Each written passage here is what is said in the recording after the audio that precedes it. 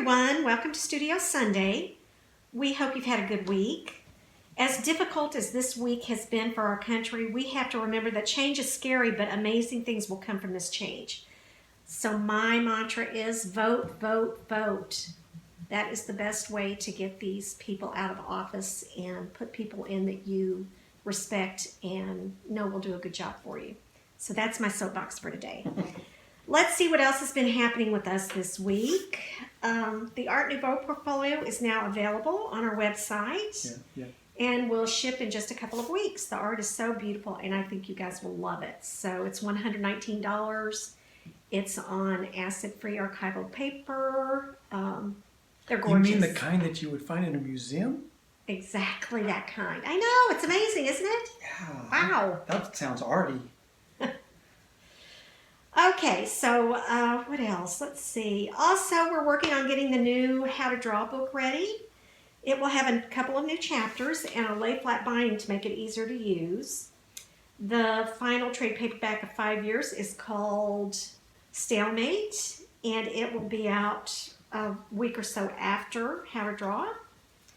And then we will be releasing a 5 years omnibus in September, and yes, we will be offering an Abstract Studio version of that omnibus. Good. I've been asked about that. So yeah, it's coming. We're just not going to take pre-orders quite yet. We'll probably wait until July to do that. So wait until 10s come out. Everybody's read the series. Well, this is for pre-orders. Right. But we don't take pre-orders before 10 comes out, do we? We'll figure that out later. Okay. We don't need to figure that out on camera. On live television. These are the kind of questions we have. So, Terry, do you have anything to add? I don't. I have been totally living in 1900. Well, then why don't you talk about your next project? My next project? Yeah. I'm still thinking about this one. Hey, I'm just putting him on the spot, guys. Oh, yeah, thanks. Yeah, this spot right here. Okay, that was my hot seat question, and you did not answer it. No, I'm very evasive. Man. I'm sorry, Senator, I do not recall. Okay, so let's move on to reader questions. Maybe you'll answer those. Maybe. Okay. Ed August asks, or says, another thing I'd enjoy is the opportunity to purchase some high-res scans of sketches, cover artwork, etc. that can be used as computer wallpaper, like you did with the Kahou COVID-19 sketch. I'm sure I'm not the only one who would be happy to plunk down some dollars for these. So I think we should put some up just as a freebie. I don't think people need to pay for it. It'll be our little perk if they go to our website. Yeah, that sounds good. That sounds friendly. Okay. So maybe in the next couple of weeks you can do that? Okay. What kind of image would that be, though? I mean, I guess it needs to be this formatting, which is, you know... Again, we don't need to work this out on camera. It's weird. Everything's drawn to this format, but the screen is that format. Yeah. So it's a little tricky. Well, except like the iPad isn't. Well, that's true. The phone isn't. The iPad's actually built to like A5. You're more of a Euro paper. Okay, again, we're not going to work this out on live TV. Jump in here. Help me. So if you guys have any suggestions for what you would like to see as wallpaper, email me at mail@abstractstudiocomics.com and we'll see if we can't get something up for you in the next couple of weeks or so. I think it's a good idea. I would love to do it. Thank you, Ed. Thanks, Ed. You know, I have put up some high-res things before when I drew fan art because it didn't belong to me anyway, like Zen Hulk. You know, will not smash, maybe smash a little.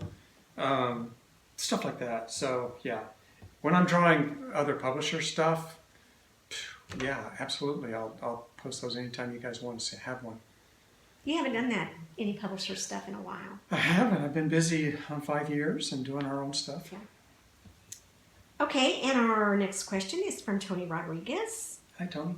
Do you have a favorite place you've traveled to and why? Oh, that's hard. One thing that comics has afforded us is a lot of international travel because we have a lot of foreign publishers. And they like for Terry to come over and do store signings or attend their conventions. So we've been to a lot of really amazing places. Yes, and we have memories. We talk about them all the time. Great experiences. We do have memories. We have memories. They're in here. No, but we have these great experiences, and we still cherish them. You know, the times we've got to eat dinner with people in a small cafe or something. You know, we remember all that, and we love it. My favorite place. I really love Lake Como in Italy. Beautiful. That was an amazing location and a wonderful trip. And for Lake Como, you need to get in the boat. It's $100, or what is it? No, it's $1,000. Whoa, it's expensive. Everybody pitch in, get in that tour boat, that little, Chris Craft, and go up the lake and let them show you where the Star Wars wedding was, and that beautiful little town on the other side of the lake. Bellagio. Oh my gosh. It's just heaven on earth. Really. I mean, every artist should see it because you get these visuals you'll never forget. Beautiful, beautiful. And then when you go to Bellagio, tucked into the right over there in this beautiful lush hills, is a waterfall. I mean, my God. It's just heaven. Well, and then, of course, there's always Paris. Paris. Oh my gosh. The first time I get on a plane, I may be headed towards Paris. And we make kind of a beeline for Saint-Germain. And then I talk Robyn into, okay, before we do anything else, we got to go straight over to the art store. You know, La Cinière. And it's across the river from the Louvre, so it's easy to find. But it's where the Impressionists bought their paints. So you walk in and it's all these old wood cabinets, wood countertops. That are just worn smooth. Yes. Even the stairs are worn smooth. So you're opening up the pastel drawer. That's the same pastel drawer that Degas opened up. Come on, think about that. That's amazing. You're just like right there. You're connected to it. The only thing separating you and being in the same room with Degas is about 100 years worth of days. But you're in the same spot doing the same thing he did. It's just, I mean, things like that are just wonderful. So we've had a lot of fun with our travels, and our foreign publishers have been so generous and wonderful to us over the years. So we really love them, and we love their cities. Yes. Okay, well that's it for me. We're kind of a little slap happy today. I think we're really getting cabin fever, so we might have to take a drive somewhere around the block. I may go to the end of the block today and back. Yeah. So you guys have a good week. Wear your masks. And Terry, what are you drawing today? Well, I've been drawing my butt off for a while, so I don't think I'm in the mood to do a simple sketch. What I did promise you last week was that when I finished all 6 of these, I would show them to you and show you the little spots in there and how I did this and how I did that. So today I'm going to show you the finished 6 illustrations that I did in Art Nouveau. The one I'm erasing is the one I just finished this morning. That's enough. You still got to erase. I still got to erase more. But yeah, we're going to get the camera right on top of it and really take a look at it, and I'll show you how I do this. Okay, guys. Have a good week and come back and see Terry. All right. Meet me right here. Okay, guys. If we're going to talk about Art Nouveau, we have got to, first off, we acknowledge where this really comes from, and it really comes from the master, Alphonse Mucha. And we say Mucha. I think it was Mucha back then, but I don't know, so I'm not going to be pretentious about it. But this is the great man himself. And this is from a book, reference book, of course, that I have poured over like crazy over the years. I discovered him in high school, and I've just really admired and loved his work ever since. It was all about beautification, celebrating humanity and earth and the organic side of life.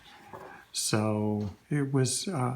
didn't have to be realistic. Some of it was very fanciful, but it was really just about these beautiful panels of design.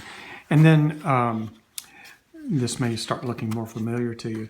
And then, of course, his work went all the way into, he felt very strongly for his country and did a lot of story illustrations, and he did a lot of advertising. And he went home eventually. He left Paris and went back to his country, and was helping to illustrate their history, and eventually even did very important murals and things like that that inspired the people. So anyway, this is the original. This is the man himself, Alphonse Mucha. I got tongue-tied. So there you go. Check him out. Now, I am merely one of the descendants of that art movement. 100 years later, you have people like me who adore his work, drawing our own version of that beautiful style. And it's not just me, it's a lot of illustrators. Every illustrator knows about Mucha, and a lot of them do wonderful nods to that kind of style. This art portfolio was really just meant to be flat out, shameless Art Nouveau. And we were going to do 6 illustrations and put them in a beautiful folder that's going to have art on it as well. So the theme that I decided to go with was Francine and Kahou. And of course, this is Francine from Strangers in Paradise. And she gets a solo illustration by herself with Francine and the moon, and then Francine and the sun. Then Kahou gets moon and then sun. And then the 2 of them together get a moon and a sun. And that makes 6 illustrations. So my theme is Francine and Kahou and the moon and the sun. How organic is that? So what I did is the moon is back here, it's in here, and then little moon maids at the bottom, which are Francine, of course. And then just kind of a little nod to astrology and space and the old symbols for the astrological symbols. And then I showed you in the penciling how I was going to do this wreath of stars with no border on it. There's just kind of a white space there. I think that if somebody were to use this as a coloring book, that's going to end up looking very pretty. So you have to kind of think ahead. She's wearing a star necklace that has defying gravity, which you get to do when you're in the world of Art Nouveau. And then just these beautiful patterns that are meant to just kind of give the eye something to look at over a long period of time. These are meant to be stared at, and you see more detail as you get further and further into it. Like maybe after a while you notice, oh, those are Parker lilies. So the next one, let's see if I can pull it up here. Francine and the Sun. So clearly, the big hot guy up there in the sundial, and I just made this up. I don't know if it looks like it could launch a little spaceship, but there you go. I was telling you last week in the pencils about how instead of making this black, I made it little cellular fibrous patterns just to keep it in tune with Mother Earth. There's no real black in nature. It's just denser and denser and denser patterns and denser molecules, and eventually you capture light. It's fun to think about stuff like that while you're working. A little bit of Adobe stuff going on in here. It could be Adobe, or it could simply be the side of a pyramid in Egypt. I don't know what it is. These patterns up in here, the birds are actually a kind of bird that Mucha used in some of his drawings with these little short wings. I wonder if they really are a kind of bird. And then you'll notice the light changing on the symbol. Again, it's the Parker lily symbol. Up in there as the light changes. And then the reeds. This makes me think of the Nile. You think about Moses hiding the babies in the reeds of the Nile. So I just kind of mishmashed everything from, I don't know if that's Egypt or New Mexico, but we're north of the border or south of the border. It just doesn't matter. It's just that feeling of warmth. And this has kind of a Aztec feel to me going on. So that's the Francine Sun. Here is the Kahou moon. And I thought of a cold night, so she has on this cape, which is actually like an old Russian fur.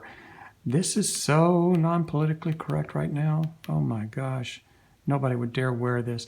But people were wearing furs 100 years ago. And of course, if you live in Alaska and you're living off of the beavers and the bears, you still wear fur. So it depends on your situation. If you live on Fifth Avenue, you have no excuse. But if you live in a super cold place and you live off the land, yes, you wear fur.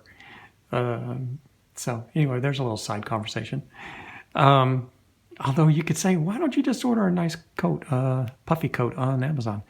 So the changes of the moon, this is Parker lilies, and then a whole border of Parker lilies like wallpaper.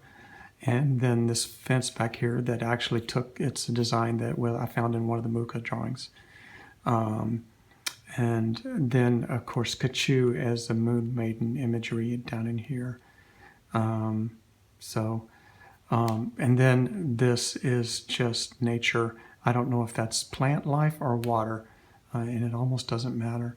It just has a feeling of nature. So it's just kind of a bonding with that.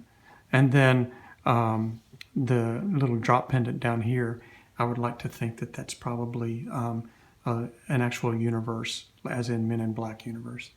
So, yeah, fun. The fun thing about this for me, here's a brooch, the kind that is handed down to daughters and granddaughters.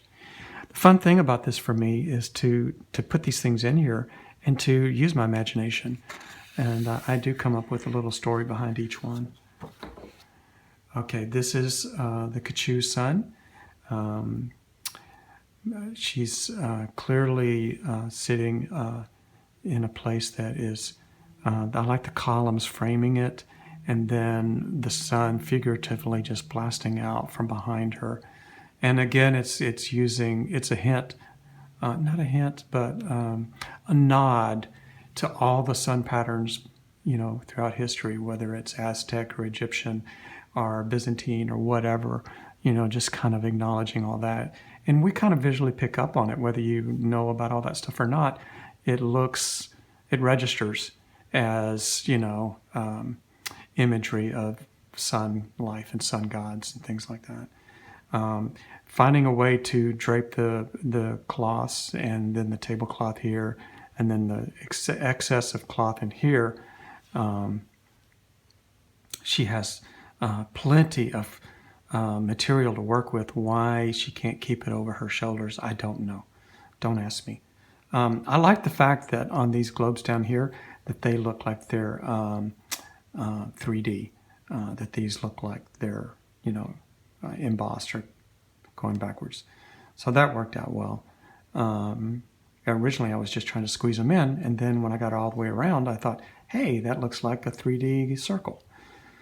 And then we have the plant life again and the mushrooms. Do not eat these mushrooms. Somebody ate one of those yesterday and they still think they're a cat. So, okay, now we get to where we have the girls together. So it's Kahou and Francine from Strangers in Paradise. And they're dressed up in these very old style clothes.